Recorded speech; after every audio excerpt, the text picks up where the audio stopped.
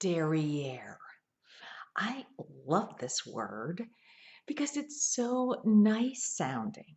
It's your butt, it's buttocks.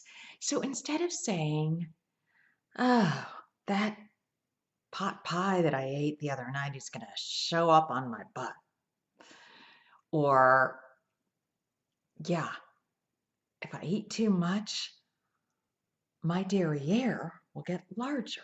That sounds much nicer. It's such a French word, derriere.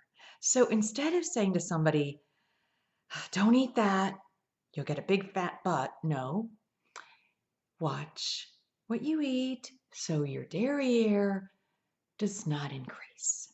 See how much nicer that sounds? I'm Lily Dubuque. Thanks for watching. That was the word of the day, derriere. Have another one tomorrow. Don't forget to subscribe. Thank you so much.